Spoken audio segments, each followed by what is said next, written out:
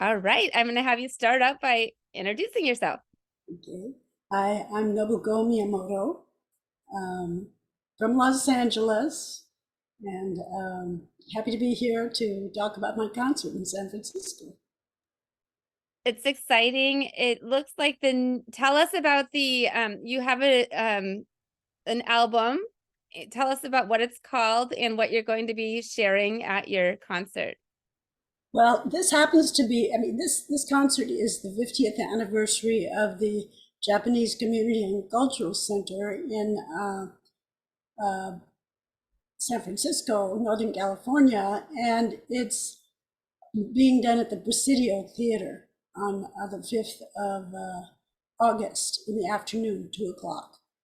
And it's celebrating their 50th anniversary uh, as an organization, but it's also is the 50th anniversary of A Grain of Sand, which is one of the first albums of Asian American songs, which was done uh,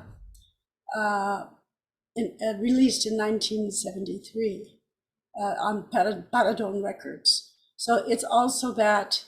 And then a couple years ago, I released a new album with the Smithsonian Folkways called 120,000 Stories.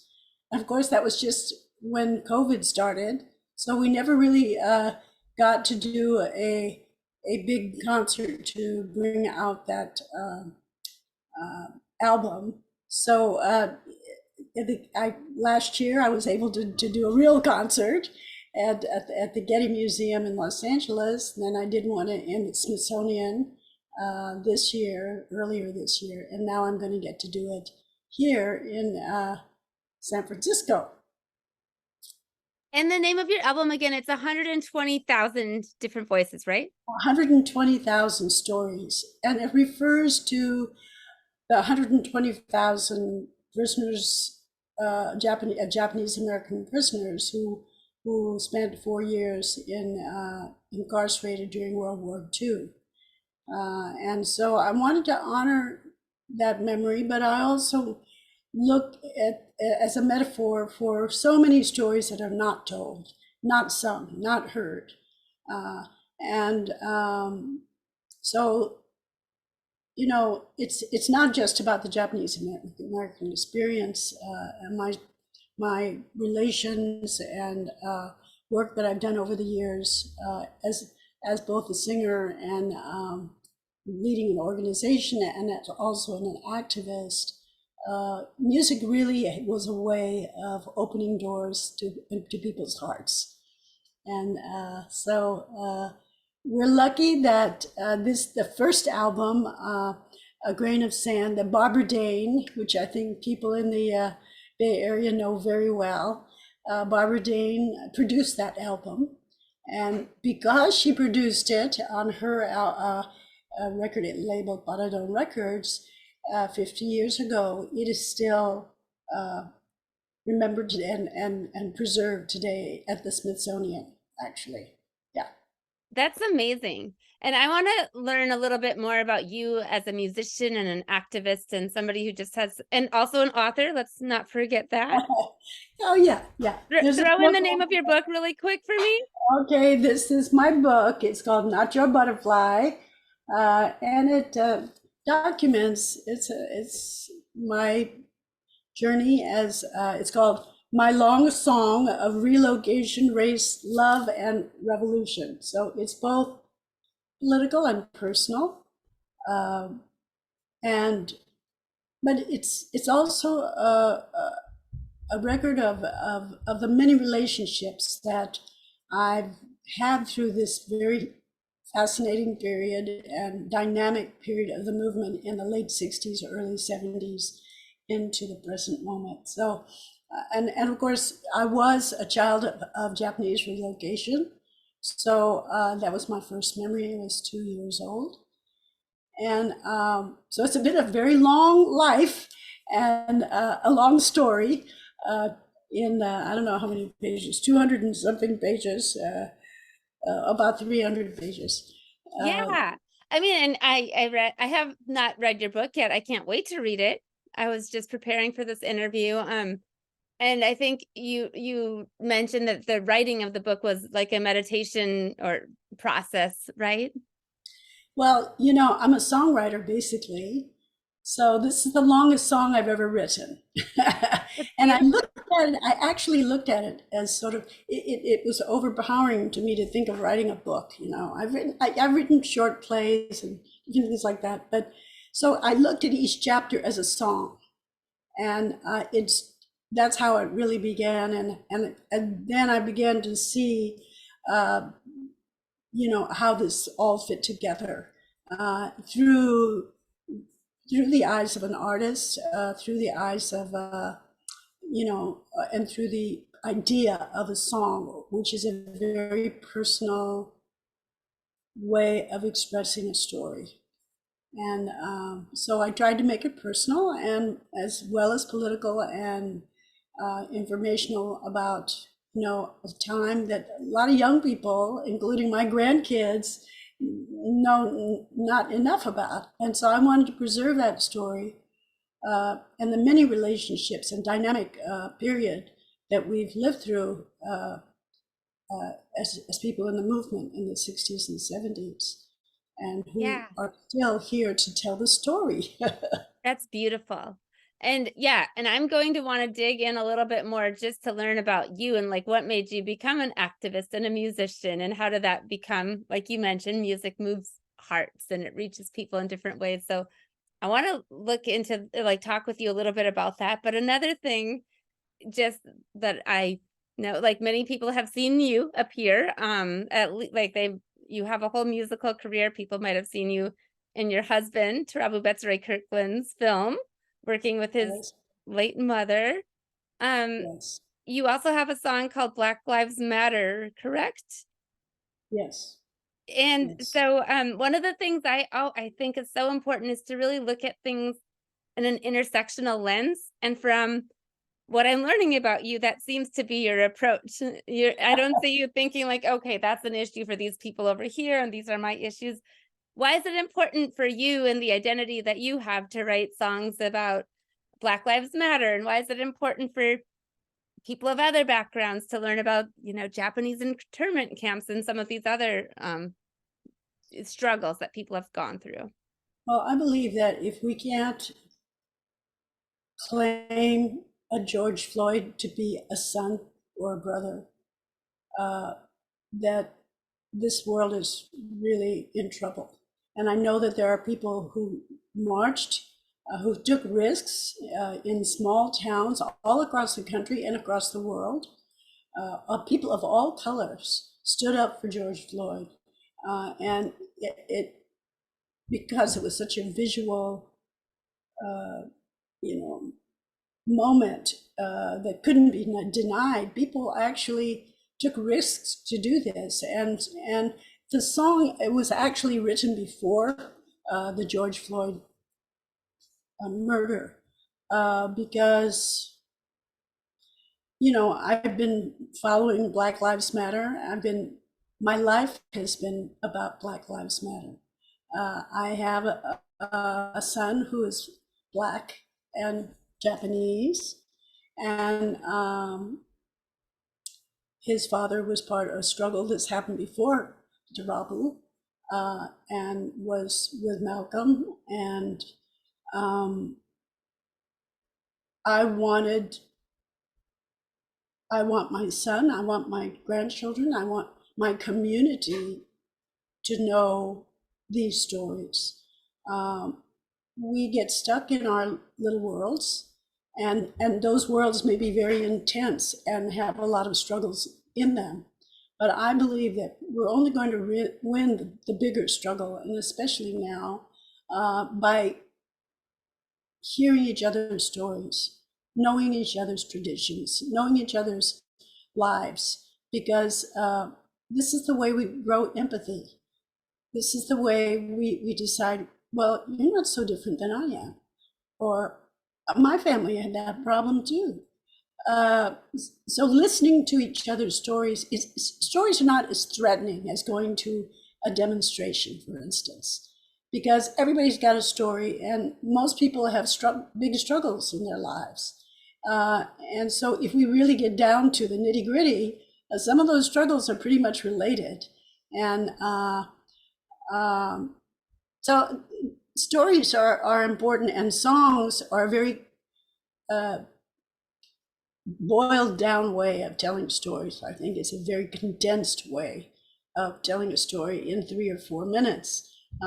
Whereas a book, somebody may not have the patience to sit down and read 300 words. But I Yeah, think, right. And when you tell stories orally, you write, you produce music, you're reaching people in so many different ways. This is my foster fail dog who apparently wants to be in on the interview. um Sorry, I lost my train of thought when this guy jumped right up here. Um, but I appreciate what you're saying. And like, yes, some people aren't going to listen, read a whole book, but they're likely to listen to a song or hear one in passing, and you might yes, plant a seed at least, right? right. And those small things can make a difference. Years and years ago, when A Grain of Sand first came out, uh, Asian Americans didn't have our song. We didn't have a song of our own. Most people can think of a song that just reminds them of, their family or something that in their memory that has meaning for them. But Asian Americans came across the water, so we're cut off from our home culture. We don't speak the language.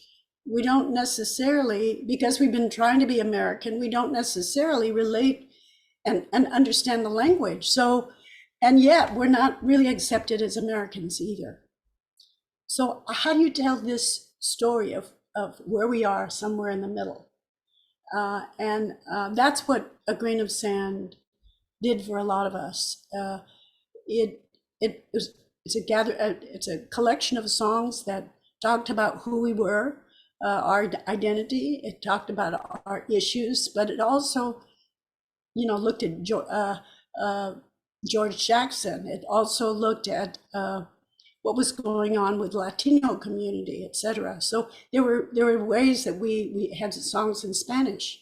Um, the ways in which, because we worked in communities, because we were activists and not just musicians, we had access to these stories, and the music took on another meaning when you were actively with the Latino community and doing things to take over a building, etc. And then you sang a song, and suddenly they see you as an Asian American singing in Spanish. That changed everything. You know what I mean? So many times our songs sort of opened the door for people, and they saw us in a more human way, a way that they hadn't seen Asians in this country before. That's beautiful. Do you speak Spanish fluently? No, but I can sing in Spanish. I love it. I love it. Yeah. Um, and I noticed in your music it's very maybe eclectic is the word, textured, layered. There's so many different things. There's really impactful lyrics, and then different forms of music. Can you talk a little bit about what your process is and what your intention is when you're making a song? You could use any one, for example. Okay. Well, first of all, I was trained as a dancer. That was my first voice, was as a dancer, and I listened to classical music because my father loved classical music and introduced me to classical music as a child. And then I started dancing, and my mother saw this, and she started giving me dancing lessons. So from a very young life, classical music was in my head and in my ears. Um, and then uh, and then I had a career, a dance career, actually in films and Broadway. And then I started singing because I felt the limitations of jobs. What kind of jobs were there for Asian Americans? It was really limited. And yeah, I did. One time I broke form was when I did West Side Story, and I passed for Puerto Rican. Other than that, most every job I had was, was the stereotype. And but in singing a song, I could choose the kind of song I wanted to sing. And my singing coach, Deanie Clark, who was African American, introduced me to all these great Black women singers from, Sarah Vaughan to Billie Holiday to Nina Simone, etc. That's So beautiful. yeah, so these were my idols. I These were love it. women who could tell a story with a song. So with for West Side Story, you got the role that you would have wanted, but other times you said you were put into a stereotype role. What types of Well, roles were they having you play? oh, I don't even want to say, but anyway, yeah, I mean, I worked in the movie as a dancer in the movie The King and I. I worked as a dancer in the Broadway show Flower Drum Song. Most of the jobs I had were, of course, was because of the face I had, and and I wanted to cross the borders. I said, I've been trained as ballet. I've been, I can do any kind of dance, and but of course, it's, I mean, it's less stereotypical now. I mean, people have broken form and have, worked in groups that didn't call for Asians, and now it's getting more mixed. But at that time, in the late 50s and 60s, uh, the business was pretty narrow as far as how they saw you. And so I was, and I did acting. I did some acting roles that was even worse than dancing because there was Oh no no. music and there was no dance. There was just like talking and being these silly characters. So that's really turned me off. And I didn't want to be an actor because of that. And but singing, I could tell a story. Singing, I could sing in Portuguese or Spanish. I can, I could decide how I wanted to project myself, and also the kind of music that I loved. So, from bossa nova to jazz to whatever. And so my music, yes, is very eclectic. I hear a lot of different things in my head, and a grain of sand was basically folk music, sort of black, uh, black influenced folk music, I would say. And then this new album is very eclectic, and I have fun working with all kinds of musicians, and some of which are going to come to San Francisco with me. Oh, that's And so cool. yeah, so I have a great trio of singers and bass player, piano player, and a drummer. It's amazing. So it's a really great group of musicians, and I'm going to have a couple of guest artists who are local. Francis Wong, who plays the saxophone, uh, and BJ Hirabayashi, who plays taiko drums. Uh, Awesome. and so, you know, these relationships, we've been friends for a long time. And Nancy Hom, who's a visual artist, who we're going to use a lot of her visuals projected as well. Uh, these are old friends who were activists also, and so it's going to be fun to come together. It'll be sort of a reunion in many ways because San Francisco was in 1970. Chris Ijima and I traveled to the West Coast for the first time after we had written a few songs, and and the Asian community was like excited just to have somebody who sang and looked like them, and so San Francisco was one of the first places that we toured to, and I love it. And now it's kind of a homecoming, right? 50 years later. That's amazing. Um, Yeah. and then just on your I feel like I could talk to you for a couple days here and we'd still have a lot to uncover. But you mentioned that you're a child of relocation. Yes. And do you still have memories of those early days and what that was like. You might not have anything to compare it to, but Well, actually, that was my first memory, riding on my father's shoulders to mess hall in this very dusty place. And I didn't really know where I was. I just knew that I was uprooted with my mother and father and a whole lot of people. But I didn't understand, of course. I was 2 years old. I didn't understand. It really took many years for me to look back at this and unpack the effect that it had on my life as well as my parents and my community. And I think it was really healing for me to be able to write about it, because write songs about it, because then you start talking to your friends, and everybody had a story about camp.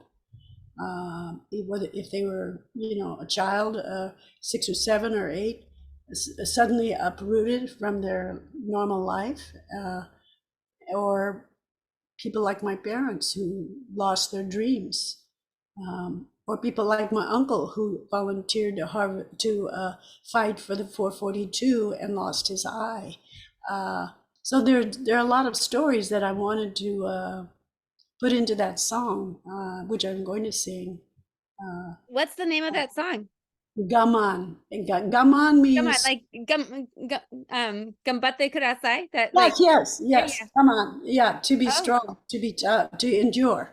yeah. Uh, Because oh, there's good. no like I lived in Japan. I got a Kikkoman Oh, soy you sauce did. scholarship and Oh, went to college in Japan. And I remember you talking about it in the movie, like gaman suru or like yeah, shikata ganai. yeah, Like yes. because there's not necessarily like it's not sometimes people translate it as good luck, but it's not that. It's like right, it's Oh, like endure or this. yes, yes. I'm so glad that you know that. Yeah. So I assume your audience will be international and or people of many different backgrounds, and I hope so. I hope so too. Um yeah, and will that song be sang in Japanese or English or It's just the chorus is that phrase gaman, but it's in English. I'm not a Japanese speaker. okay. uh, but there'll be some other music that has Japanese words and meanings in it, um, like Ichigo Ichie. I don't know if you know Uh-huh. what that is. Yeah. Yes. Yeah. And, the last piece that I'm going to do called Bambutsu no Tsunagari, which uh, actually is in Japanese, Spanish, and English. And it was a collaboration with Quetzal, and the band Quetzal. And we have a big project that we do called Fandango Bon. Oh, We like bring Fandango and Obon together, and in one circle, actually now with West African dance and Muslim Hadra as well. And we've been doing this for about 10 years now, bringing communities together as a way of sharing cultures, traditions, and also centering around the earth, talking about issues of how our communities take care of the earth. so you actually have like an obon where people are in a circle dancing and oh my, I'm so excited. Like that's So we're amazing. going to be doing this in Los Angeles on October 21st. And that's a special one also because Native American people are going to be with us as well.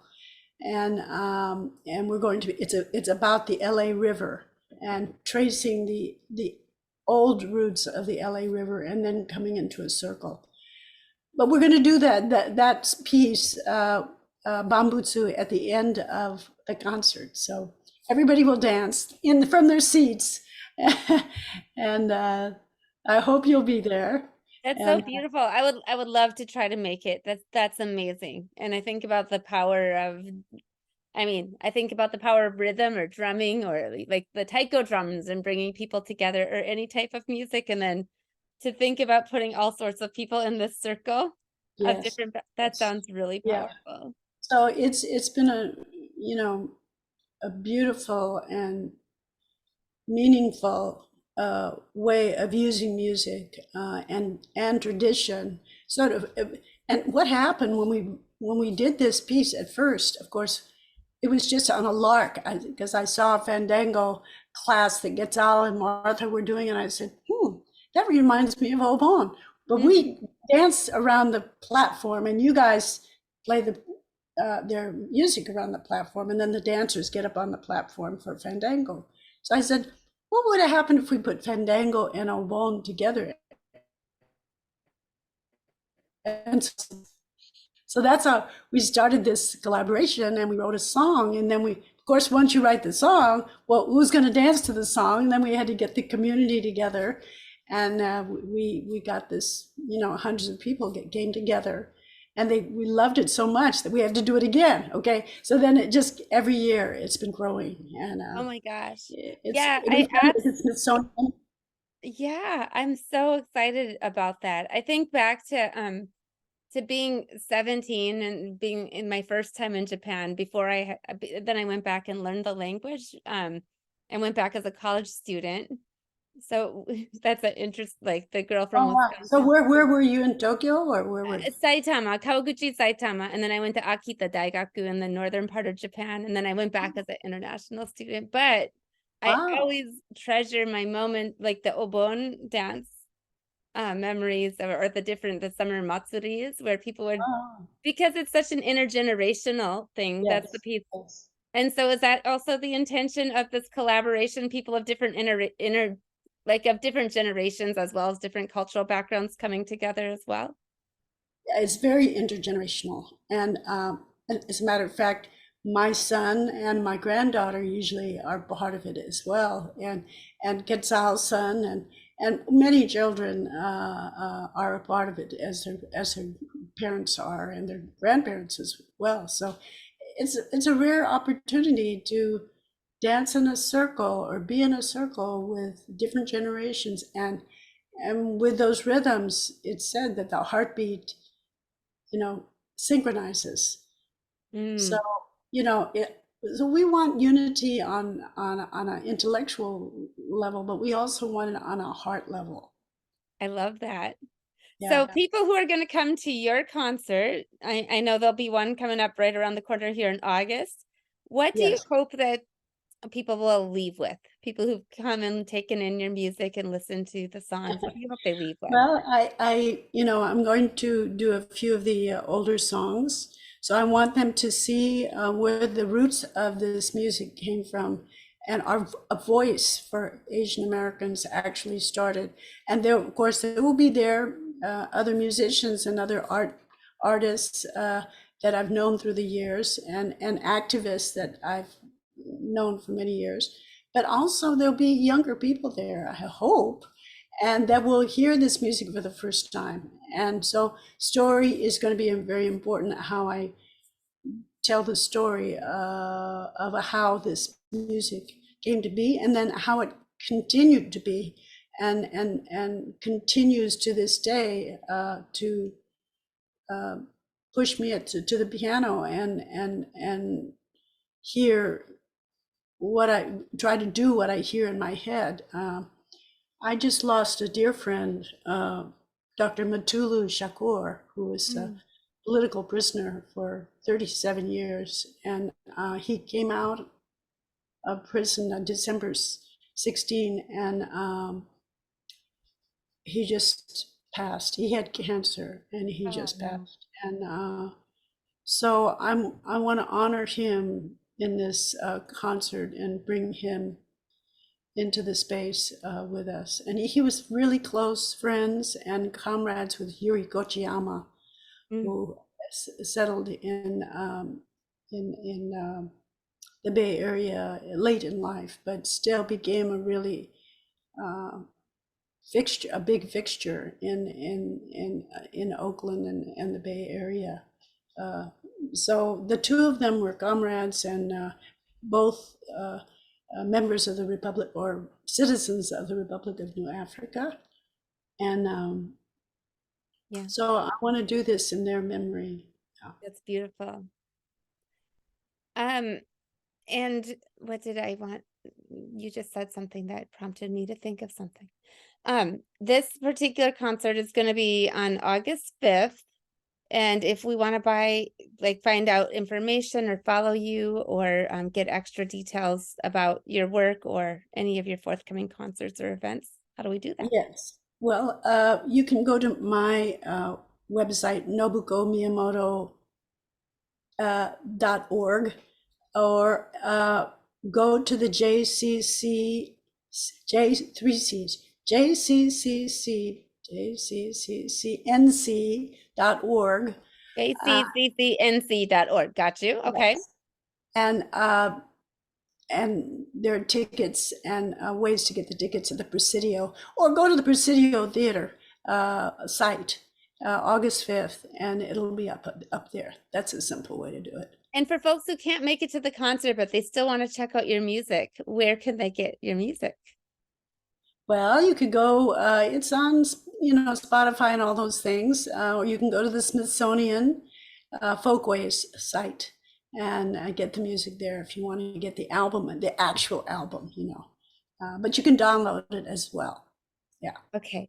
And it's going to time us out in 5 minutes, but I've got just a couple more questions for you. I mean, a couple more that I will try to squeeze into our limited time. So Okay. you've mentioned it's part of your identity, right? Being, an actor and finding your voice, an activist rather, and finding your voice in different ways, first with dance, then with music. So why do you think music is an important tool for activism and for changing the way we think about things? Why music is important to activism? Yes. Uh, well, some people, it's a way of, it can do something that a speech doesn't do. You can have complex ideas, but it can open somebody's heart, and you can create a relationship in 3 minutes of a song with a community. That's what I've learned, and they can learn a lot about you, and you can touch their hearts in 3 minutes. So I believe in the power of the song. That's and, beautiful. I love and that. And yeah, you have many rich life experiences. I think if I read, I wouldn't believe this by looking at you, but did I read that you're about 80 years old?